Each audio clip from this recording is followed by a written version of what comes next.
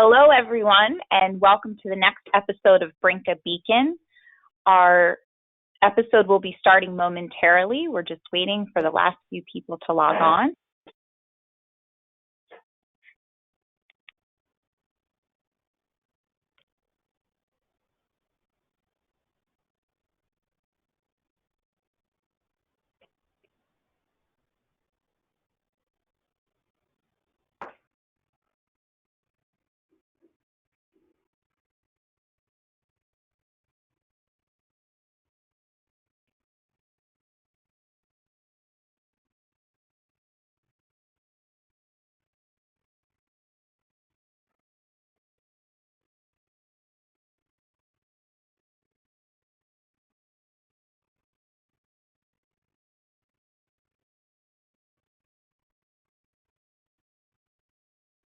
Again, thank you everyone for joining the Brynka Beacon. Our presentation is going to be starting momentarily, so stay tuned for Enhance Your Mail Center for the best student-faculty experience.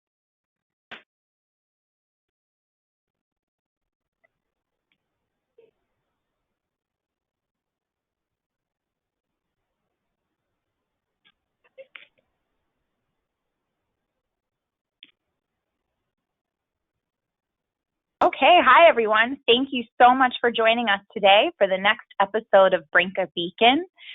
Today we're going to be talking about how you can enhance your mail center for the best student and faculty experience.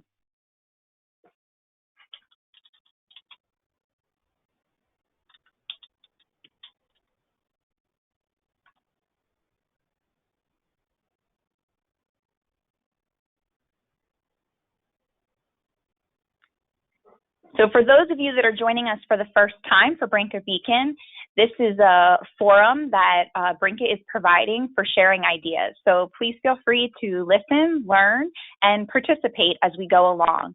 There'll be polls and opportunities for you all to ask questions for our guest speakers today as well. Today on the call, we have on the Brynka team, myself, Jennifer Young. I'm the Director of Sales with Brynka. We also have our president, Brenda Fick, who will be our host. Our lineup of guest speakers, Brenda will be the host, and her co-hosts today are going to be Tammy Long from Susquehanna University, Peggy Smith and Lori Brady from Washington University in St. Louis, and Monica Brink from Bucknell University. So now we're going to turn our episode over to Brenda Fick and her co-host, and you can learn more about how to enhance your mail center for the best student-faculty experience. Brenda? Thank you, Jennifer.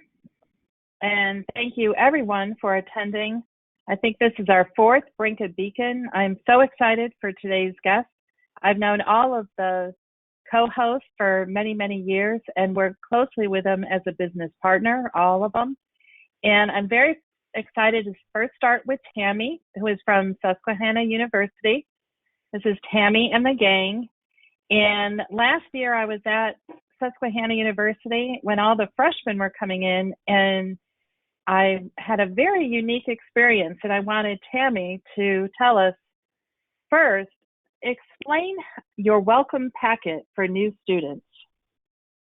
Okay, our welcome packet is actually, it's an envelope that the General Services, which is the outgoing and student mailroom, print out with information on the front of the envelope for information for the first year students. It inside the envelope, it has business cards that consist of the student's new address so they can give it to parents, grandparents, etc. It also has one sheet of return mailing labels with their name and number on them so they can use them on when they're sending things out.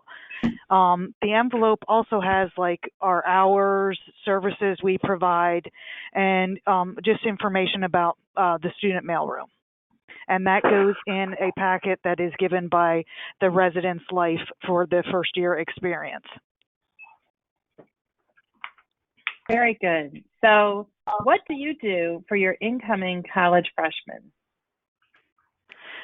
We also provide a service where any packages that the students are sending ahead of time, we provide a one-time deal where the packages are delivered to their dorm buildings. And we will put notices on their doors by dorm room of how many packages that they have, and either we send students around to deliver them to the door, or the students can come down to a central location in each dorm building that their packages are at, and they can sign for their packages. It's a one-time deal just on first-year student move-in day. Wonderful. And how does your president help with your incoming freshmen? Actually, he is a participating person, and he also helps the students move in. When we have a lineup of cars that come to each building, and we have tons of students that are already SU students, and the president himself and his wife will come and help unload the new student's car and take it to their dorm room. Wow, that is truly amazing. And definitely the students and the parents must truly appreciate all of that hard work. So I'm going to open this up for any questions for anyone to see if they have any questions for you on how you, what you do, or any questions on your freshmen and how you work with your incoming freshmen. So we're going to open it up to any questions, if anyone would have any questions. And the one question that I have, while other people can ask questions, is, do you charge for this service? No, we do not. This is considered it's the general services pays for it, and we consider it a service to the first year students.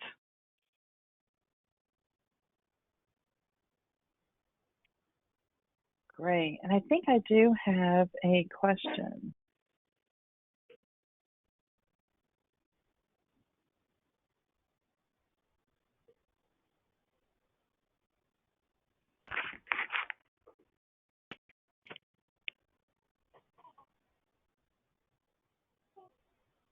Okay. So first question, in the packets, do you give info on your package locker pickup process? We haven't previous, but we will be changing things around as this summer. We will be installing folders, and so the information that's on the envelope now will be changing for this year. So we will add information on the lockers to this year's envelope. Great, thank you. All right, so I think that is the questions that we have so far.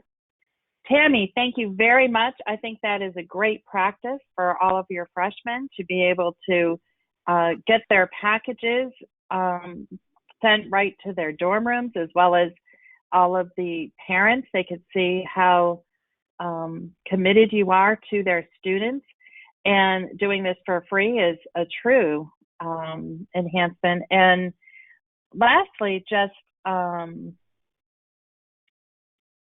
just giving them all of that information, I think is a great idea. I think, wait a minute, we have some more questions.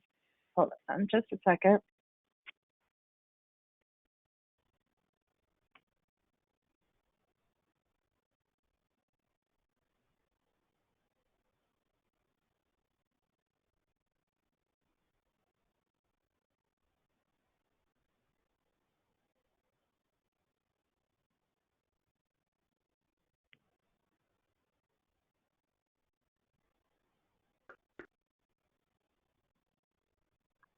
So I apologize. That wasn't a question. That was just a comment. So thank you again, Tammy, for being with us today. Next, we have Peggy Smith and Laura Brady from Washington University. And I'm going to send the information on over to Peggy. Hello, can you hear me? This is Peggy Smith. Yes, we can hear you, Peggy. We can. Okay, do you see our screen?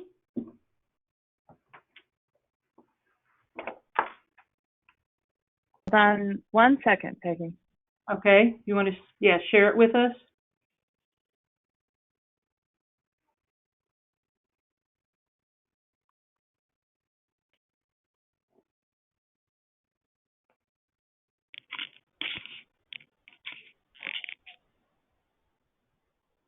Sorry, took a little while. Okay, sorry about that. There we go. All right. There we are. Very good. Can you see our screen now? Yes, All looks right. great. Great. All right. Again, my name is Peggy Smith. I'm Senior Manager for the Washington University here in St. Louis, Mail and Receiving Services. And with me today is Lori Brady, Supervisor and our Workload Coordinator. And she does so much more, very creative in so many respects. I want to thank Brenda for inviting us and having this opportunity to share how we communicate our services, not only with the students, but also our departmental customers, the university faculty and staff, which is a large representation of who we service. So here I just want to start out with introducing what we use as our acronym and our name. There's been a lot on Cooney Mail today as to what what we call our departments. We happen to be Mail and Receiving Services, and we abbreviate that as MARS.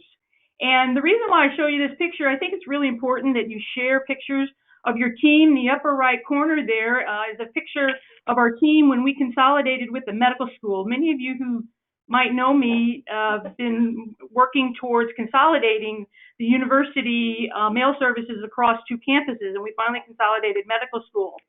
And so up there we have a lot of different uniforms. And then the picture down below represents just a few months ago and how we are trying to implement a more consistent uniform across the 2 campuses. We do use polos. Right now, the majority, the favored one is the burgundy, and eventually everyone will be moving into that. So again, that's all about communicating. It's the nonverbal communication does speak loudly. So we do look for uniformity as a way of communication as well. So I just want to quickly just show you our different work groups, because I think it's important to give you a basis of what we are doing here at the university. So right here, again, the Mail and Receiving Services. On the left side here, the red side, that is our main campus, the Arts and Sciences, where, so let's see, we have about 5,000 students that we service. We have 3 student mail center, Heitzman, Village, and Lofts, where we service approximately 5,000 students, pick up packages, and receive their mail. We distribute faculty and staff mail between 2 different campuses. The green area is our School of Medicine, and we happen to have 3 receiving areas on the medical campus for about 9,000–10,000 people there, and 3,000 or 4,000 on the Danforth campus. We have various carriers who service certain departments, and we also take care of all of the mail, the inbound mail from the USPS and the meter mail as well. Again, this is an opportunity to set the stage on how we communicate our efforts. Here I'm going to let Lori talk about specifically some of the social business media that we use for communication. So this right here is Peggy's email block, and you can see she's got all of her pertinent information, but down below we have links to all of our different business media options. So in her email, anytime she sends an email, people can click and it will open up into our Facebook page or our Twitter page, or we have a we have a YouTube page right here for our customers where there's tutorial videos on frequently asked questions, access to our website.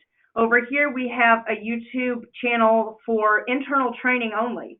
It's videos on how to do different things. We have a standard operating procedure in writing, but this is an opportunity for us to put that in action. Again, Peggy mentioned before, pictures are so important. When I click on Facebook, the first thing that comes up is a picture because that's what's going to capture people's attention. So be sure to be taking those pictures if you're going to use social media. Right. Very good. And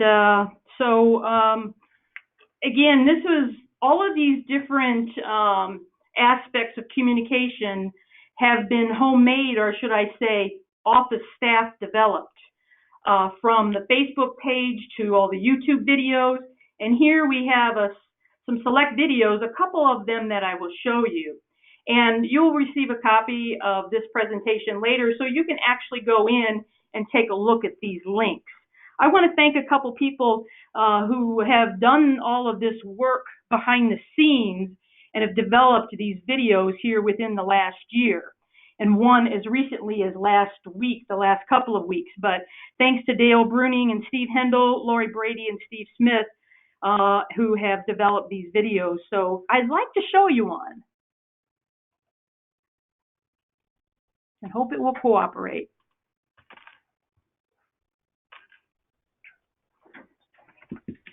Today we will be reviewing the powerful concept of happy letter, sad letter. And what makes a happy letter? Why is it so important to make your letter happy? In our dramatic interpretation, we reveal the secrets of what it takes to get your letter to its destination. Masterpiece Theater presents A Tale of Two Letters. Now, let's take a look at what makes a happy letter happy.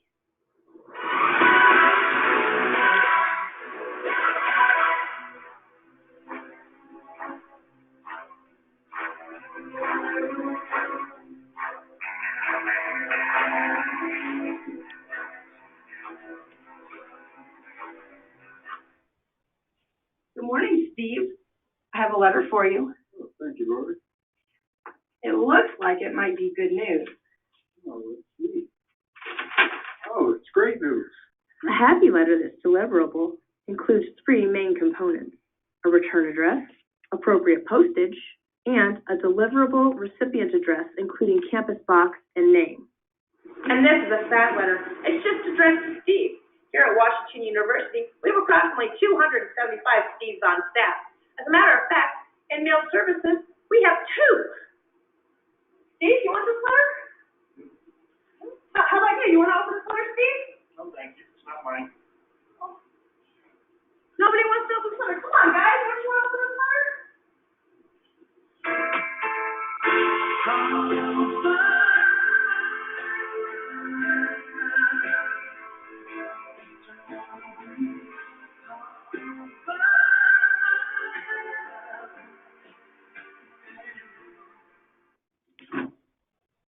Even our unhappy letter had the opportunity to become a happy letter if it had had a last name, a campus box. Then it would have been delivered right away. So as you can see, it's up to you to prevent mail waste. Always provide your full address to those people sending you mail. Always include your name and your campus box number. There we go. As we transition to another one, again, you can see how important it is that, we tried to make it fun and help people understand what happens to a letter. Nonprofit mail, also known as bulk mail or marketing mail. My name is Lori Brady. I am the supervisor for Danforth Mail Services. With Technical difficulty here. Senior manager, mail and receipt. That's another one of ours.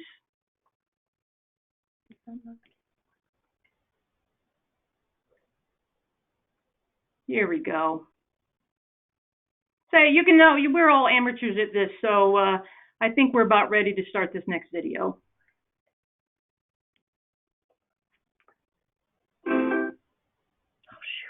You pay in time. And if it doesn't, we'll just move on. Pay and dedication. You'll have a chance to look at this later. Anyway, these are the different links that we will send you. But looks like I guess you're going to get to hear it and see it. He is a smiling face you see walking the halls of North Campus. Kevin Simon, a dynamic personality, and one of the reasons WashU Mars has the great reputation that it does. But there's more to Mr. Simon than being just another hard-working mail carrier. He's also a musician who's been on the St. Louis rock scene for quite some time. WashU Mars presents Kevin Simon, rock star. I always appreciate a smiling face. I always appreciate good mail service. I always appreciate communication. It's pretty tough being on the road, you know? If you're not the headlining band, so-called, you're pretty much in the trailer with their buses, and you'll pull up in a little big car next to the bus. And now I'm in a original band with Randy called After Alberta, who's doing quite well and writing some really good tunes. Not only that, but the bass player and one of the singers in the band also works for Washington University, Craig Gardner. Craig works for Roland School. Ringo's always been my hero. So to be able to do his parts, drumming and singing, you know, it's kind of an honor.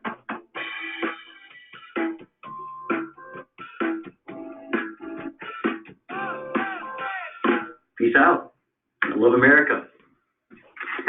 All right, so I just wanted to show you another video how we spotlight our employees.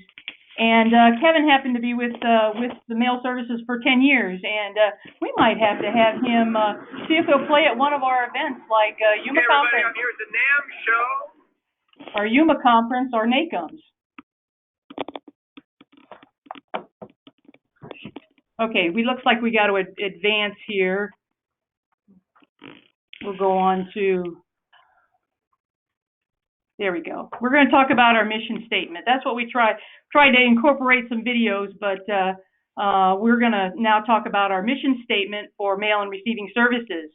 Mars treats our customers like stars. We support the faculty, staff, and students at 7-8 different locations here at the university campus. We provide and operate in a timely and efficient manner. We strive for accuracy and quality. We show respect to our customers and our team. We offer the highest level of service by acting professionally and taking responsibility and accountability for the work that we perform. We also have a customer service guideline. And again, this all ties in to communication so that everyone on our various teams in those different work groups provide similar customer service. We show empathy. We take down information, make sure that we have all the facts and even the small details that do matter. We have to assume the customer's right. I think a lot of us are in the same position because we are service-oriented in dealing with customers all the time, internal and at times external customers as well.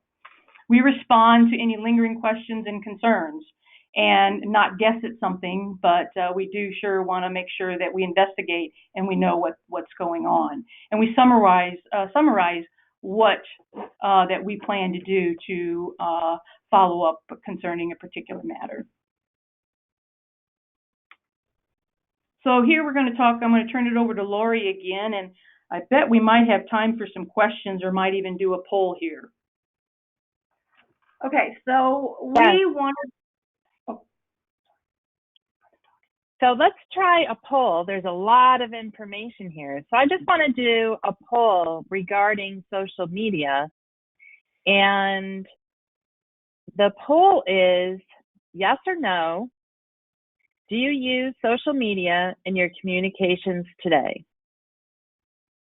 So just click yes or no and then submit, and we'll take a look at it.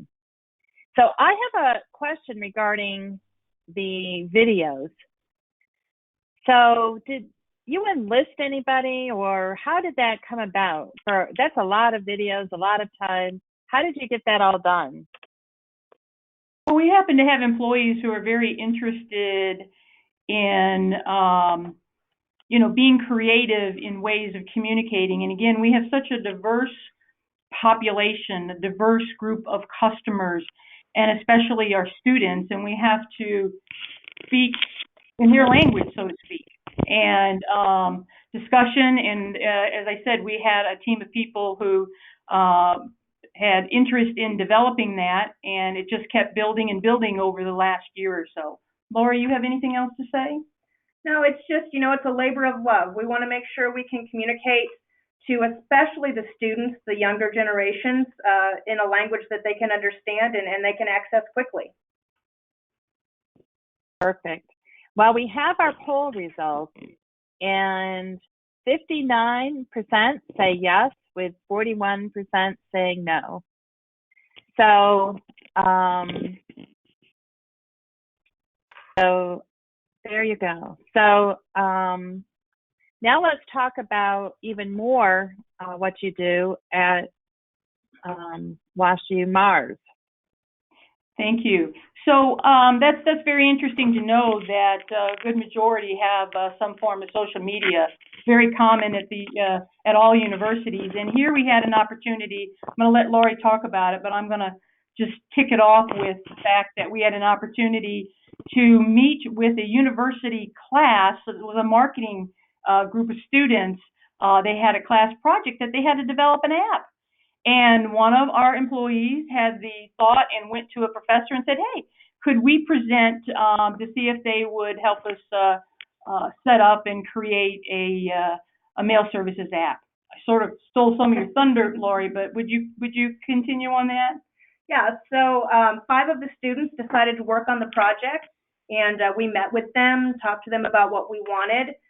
They came up with what I'm about to show you, which is the initial demo they sent us. It gives you a little bit of background on what the app can do. We've made a lot of adjustments and changes since then, but this is just a really good example of what they did to put stuff together. And you can see this is a picture of all the same building, but when this app goes live and we already have the pictures in the background, it'll be a picture of each of these buildings. All right, so here's their little presentation to us on what they did during our initial meeting. All right, so this is not working like it's supposed to. Okay. So let's see if we can get this launched. Here we go. You're gonna have to turn it up. Nope, that's not gonna work. So you can tune. All right, so the audio is not working on that. The audio is not working, but you can see some of the things that we're trying to do, and then some of even the videos. So there's a frequently asked question page where you can go in. If you go into the frequently asked question page, you can either get a text to read, or you can get access a video on whatever you're looking for. So it's really versatile. It talks about our hours and things like that. That's the YouTube still playing for some reason. So, it tells you what's open and what's not open right now. It gives you the general hours in each location. So you just click on it, and then it gives you all of our social media. Again, the trick with social media and business media is you've got to get your links out there. You've got to get the information out there. So, of course, an app is a great way to do that, too. So this app is currently, it's not live yet. We're waiting on the app committee at Washington University to approve it. And once they do that, then we can move forward. But again, at this point, we've spent $0 on creating this great app. And if we can get that tied into the university, then that's really, really great communication opportunity for us. Great. Thank you, Lori. Brenda, how about some time for some other questions? We did that poll. Is there an opportunity to take a quick break here to see if there's any questions about what we're doing? Sure. Also, Barry Myers put just a comment on here. Tweets are vital to our success. They mentioned that they also make acceptance letters interactive by allowing the new students to tweet back photos of the receipt of the actual letters. These college of the hundreds of photos become the background to our main website for the university. Thank you, Barry. Yeah, that is so true. And we're excited to be able to present and again work with a student group because these students receive our services. All freshmen who come here, and I'm sure at your universities, they typically have to live on campus and they receive our mail services. And we have tried over the years to keep consolidating, trying new things, new initiatives, and you just can't stop. And I think, we have competition and folks who want to come in and run our operations, but we always have to keep a step ahead of everyone. And know your business, know it well. Communication is critical.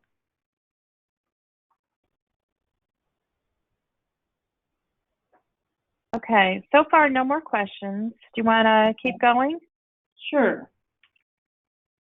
So here's a few things that we do in our student mail operation. And when students receive a package, they get a text and an email. I'm sure that's pretty common with most.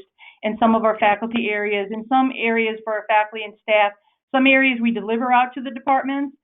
Some come in to pick up from our receiving operations, particularly at the medical school, but we also service a medical school department. So again, communication about what to expect. Something new that we're doing is we're going to be installing some monitors. We're going to have a monitor at in our Heitzman location where it serves approximately 3,300 students. We're going to have a monitor in the lobby. We're going to show some of our videos. We're going to also look at ad space. So rather than those box stuffers, I'd like to ask, if I were standing in front of you, I'd ask for a show of hands, but I guess I can't do that. But just pretend that I'm asking you. Maybe you can let Brenda know how many of you do box stuffers now, and you likely collect a fee. It could be an internal, it could be an external business partner that wants to advertise. So we're going to use our monitors for advertising and still charge for that, but also use it for pertinent information. So a monitor at Heitzman, and we'll also have one at the Village that services about 1,500 students, so we can communicate with them. And one of the things I did not mention, again, having 3 different student mail operations is somewhat of a challenge, but it's grown over the years. It wasn't just one, but as our campus grows, our students grow, and our services have to grow. So we've had to be able to move and to make recommendations as to how we can serve these new areas. The most recent one is the loft that's off campus. It's actually a platinum level green building, and we were able to put parcel lockers in there and test that out, and so that's been working out well. And so we hope to be expanding on that. And then our medical school operation, we're going to be putting a monitor in there too, because we get a lot of traffic. Our postal contract stations, we accept credit cards, we do accept a bare bucks, internal payment, and these are things that we have to be able to communicate so that people can come to our operation and take care of their postal needs. We do sell money orders, we sell boxes and envelopes for our students. Any questions?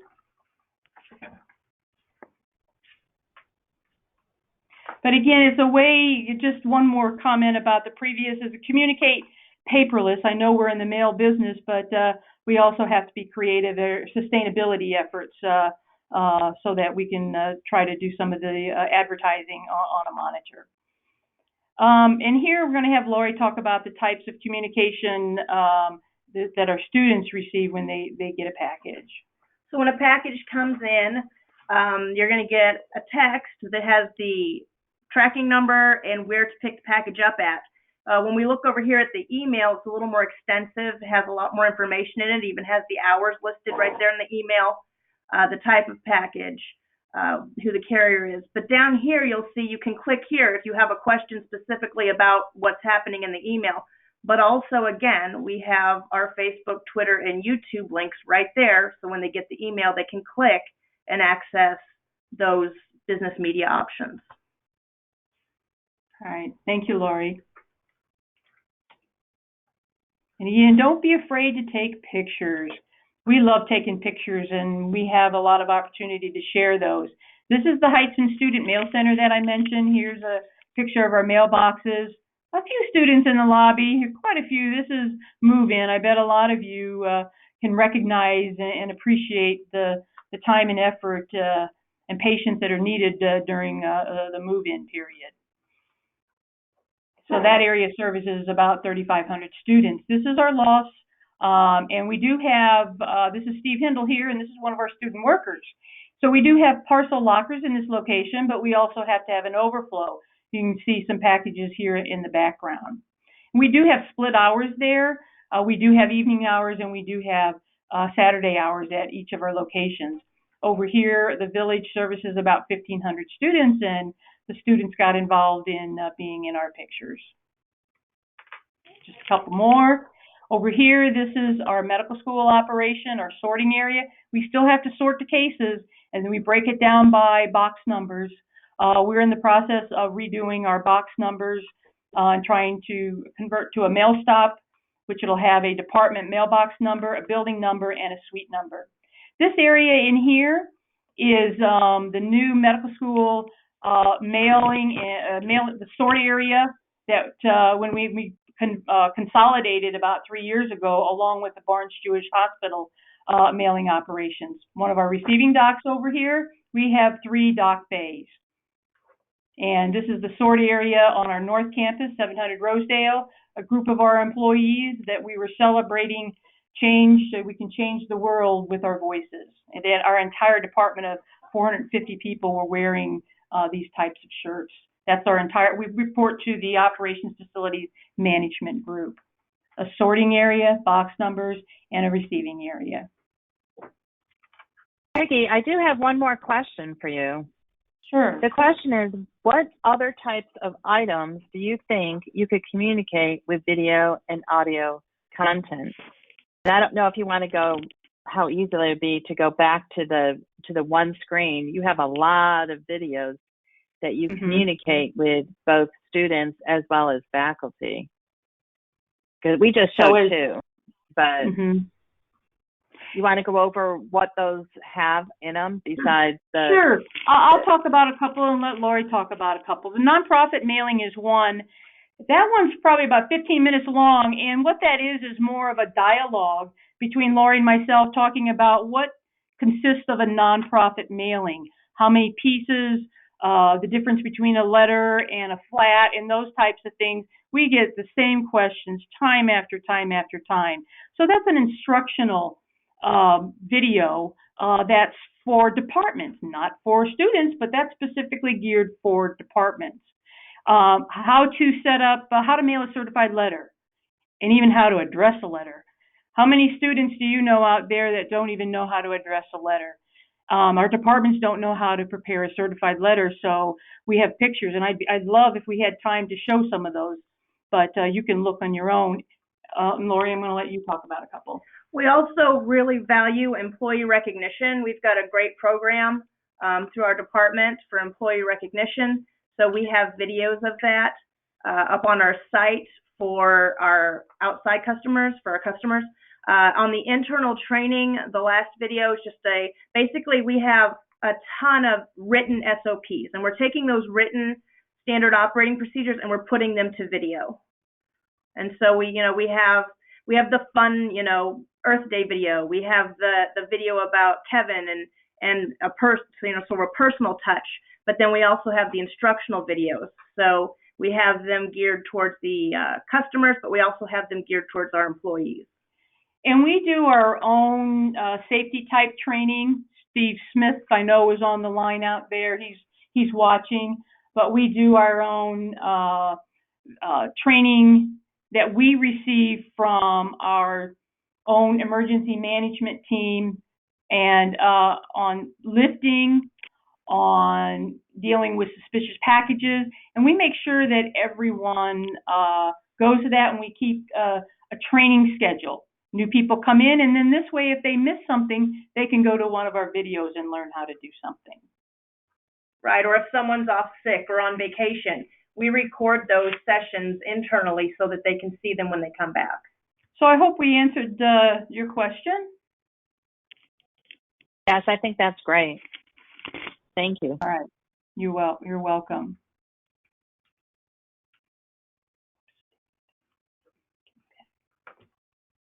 One more. All right. So the next one we want to talk about, just this last week, again, some creative ways to communicate. I'm going to let Lori talk about this because she developed these. So this was what we created, the Masterpiece Theater video you first saw. We created it for Earth Day. Our goal was to get people to use their campus boxes and full names so that we can deliver their mail the first time around. We have stickers. Again, getting your identity out there. Forming an identity is key. That's why we went down to WashU Mars instead of saying, oh, we're Washington University Mail and Receiving Services.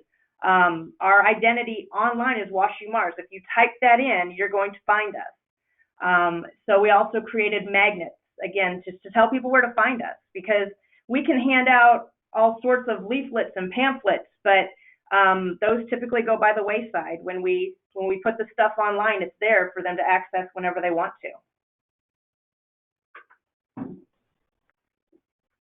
So think about any other questions that you have. I'm going to be wrapping this up soon. And I know we have another speaker, so obviously we need to allow time. So here, again, this whole presentation, this particular session was geared toward communicating. And I know we've talked a lot about our university here, but truly, importance of communication. Communicating builds trust. Trust generates commitment. Commitment fosters great customer service and teamwork. Teamwork and great service delivers results. If you don't have communication or good communication, it's going to lead to negativity, and obviously we want to try to avoid that. We all have it. We have to address it. We have to deal with it.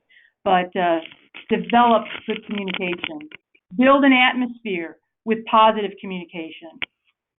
Stop that negative communication as possible, as quickly as you can. Build a good atmosphere. Slow down and communicate with your customers and your team. Take time to say hello to the folks who walk up at the counter. Say hello to the folks, the new students come in and the parents. Talk to them. Focus on communicating with your customers and your team. I have to give credit to the source, John Gordon, that our mail services team uses his resources quite a lot. And this was from his three C's to get your team on the bus. The other two are coaching and caring. So there you have it. From Lori and myself and everyone here at Washington University, the Mars team, anybody who knows me, I love mail, we love mail. So thank you for having me. Thank you for having us. Have a great day. Thank you, Peggy. Peggy and Lori, that was amazing. And your whole team, thank you for allowing us all of this great, wonderful information regarding communication. I think a lot of people are going to be downloading this recording and taking all of your wonderful tips. And again, this is Peggy's information. You will have access after this meeting to ask any questions. I know she'd be open to any email, so you can send an email to her or Lori and ask other questions if you think of them later. I saw there was a question if we have problems with any social media, inappropriate social media, and knock on wood, to this day we have not. Oh, thank you.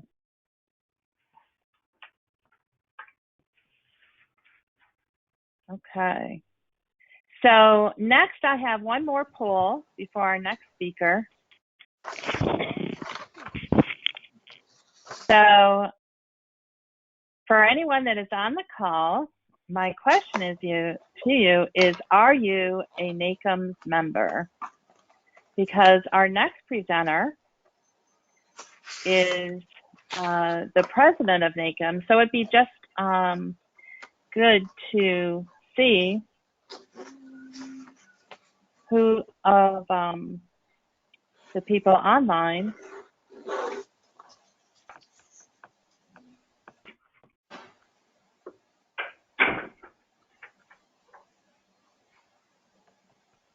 Okay, so Monica, Hi, everyone. How are you today? So 62% of the people online are NACMS member, but we have 38% that still are not NACMS member. So we got some work to do is what you're telling me. We have some work to do.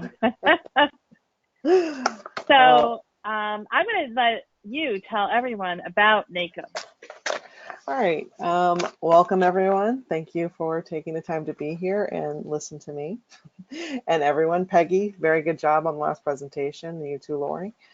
So NACMS, for those of you not involved with NACMS or possibly even don't know what NACMS is, we are the National Association of College and University Mail Services. I became involved with NACMS about 13 years ago. Been in mail for over 14 now. And NACMS is based in plant college and university mail services.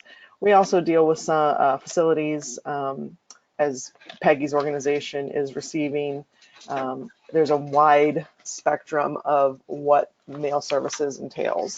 So we do look at each individual school and determine whether they truly fit our what we're looking for. We have a lot of goals, but most importantly, it's the development of the leadership skills of those in university mail services. We also work with the United States Postal Service to ensure that any issues that are brought to us by our membership are resolved. So that is probably one of the largest spectrums of what we do. We hold a conference every year, so that is our educational content. Which I will touch base more on a little bit later. But yeah, if anyone has any questions or would like to learn more about becoming a member, please do not hesitate to contact me. You can either contact me at info@nacms.org, or I believe my email is on the slideshow that Brenda has. Another thing I wanted to talk about today is, there we are, what NACMS can offer you. Part of this discussion is the UPS and NACMS partnership. So Brenda wanted me to go over this because as a membership whole, we still have quite a few members that are not taking part in this partnership program. About 3 years ago, actually I guess it was 4, Richard Boudreau was our president, and he started working with UPS to work in conjunction with them. We're both working towards the same end, saving our university's money. And in this day and age, our budgets are always being cut. We all know it. We all deal with it. This allowed NACMS to offer you another solution. One, it can be a revenue generator for your department if you charge back to your students and or staff. And in another way, it just saves your bottom line. So UPS signed NACMS signed a contract with UPS 3 years ago after Richard did all the legwork, and Kenny was then in presidency, and we negotiated rates and Brenda and I were figuring out these numbers, between 60 to 80% savings on packages going out of your university. This is within the first 48 states, so all contiguous, but that's a significant amount of savings.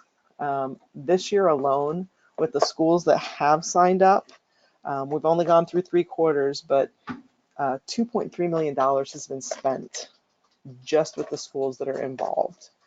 So being a NACMS member does have some highly important advantages. UPS contract is one of the biggest ones. Every school is different, however. I will be totally honest with you on that. My school currently uses our state rates because our state rates are cheaper. However, that is not always the case. I know BYU, Liberty, are just two of the schools that are using the USPS or UPS rates and have seen significant savings in their universities. So just being a part of NACMS, that coverage, that savings alone pays for your membership. So we'd love you to take advantage of it. If you are a NACMS member and not using it, again, contact me. I will connect you with UPS and our contact so that we can get you in the right direction. You can contact me at info@nacms.org, or again, using my email address at mbrink@bucknell.edu. Does anyone have any questions regarding the UPS contract or anything else that NACMS can offer you?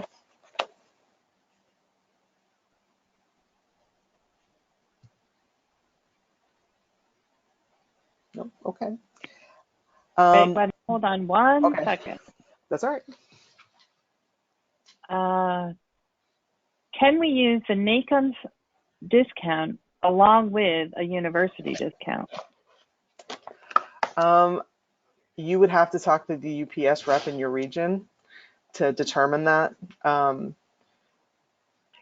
I think that's dependent on what your discount is.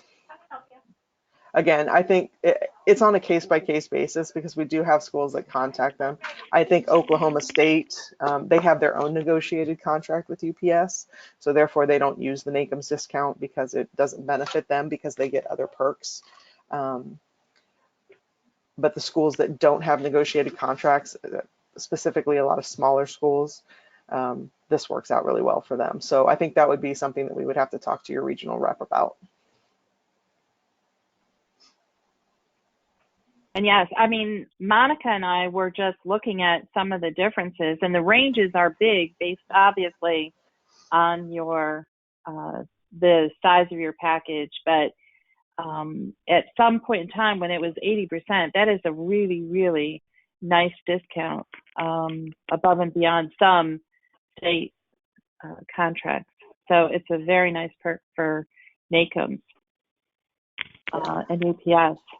So I'd love to talk about next the upcoming conference. I am so excited because you know Brynka will be there.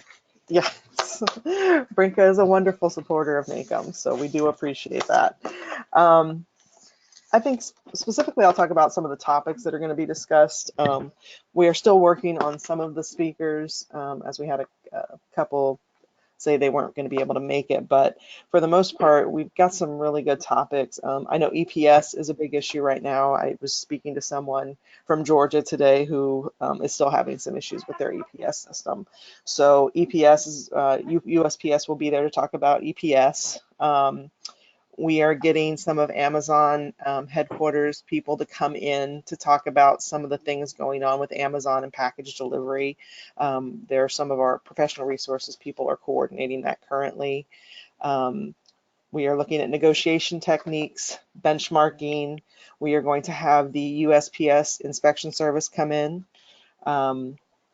We are going to work on some print topics as well, particularly Print 101 and additional revenues, presenting return on interest to your schools, effective management of carrier deliveries, CPU issues.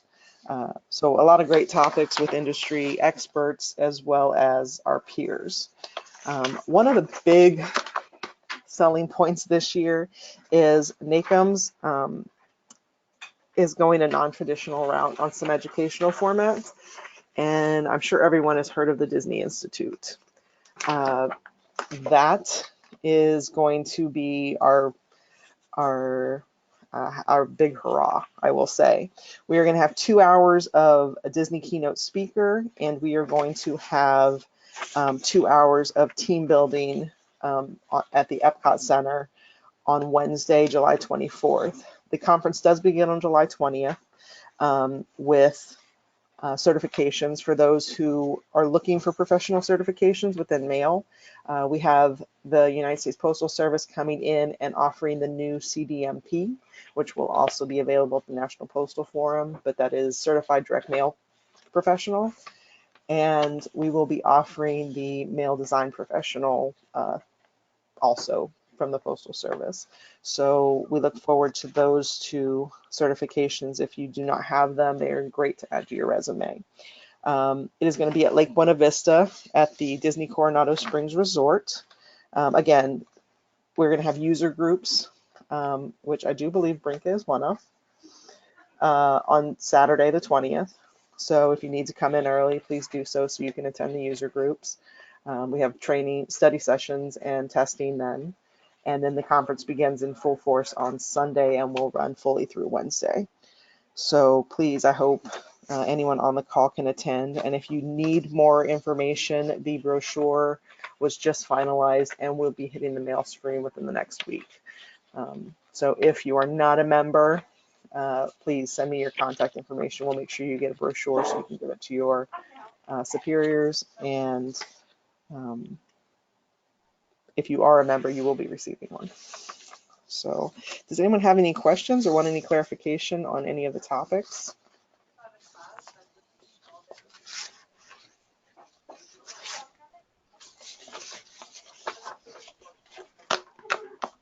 Okay, no questions so far, but again, Okay. I'm going to give your information up on the screen again, and this will be up and posted so everyone will be able to download it and get this information as well. You can also email Brynka, and you can email Brynka at info@brynka.com. And we can help you with any questions that you have on the recording for today. And thank you again, Monica. It's been a wonderful pleasure having you on the Brynka webinar. Absolutely, anytime, Brenda. Okay, so we have 4 minutes left. And Jen, do we have anything else to talk about as far as information? No, just what's coming up next month. So we hope that you all can join us next month for our next episode of Brynka Beacon. We again want to thank all of our speakers today, Lori, Tammy, Peggy, and Monica, for all that valuable information. And next month, we're going to be back here again on Thursday, May 30th, same time, 3 o'clock Eastern. And we've had a lot of people asking about how campuses and can enhance their student experience via intelligent lockers. But some of the issues that have come up is some schools have a hard time really starting this conversation internally. So we're going to interview some schools next month and find out how did they get those conversations started internally and how did they get these processes going. So we hope you all can join us and tune in again next month on May 30th. Thanks for coming, and we look forward to talking again then. Thanks, Jen. Thanks, everyone. Thank you. Thank you.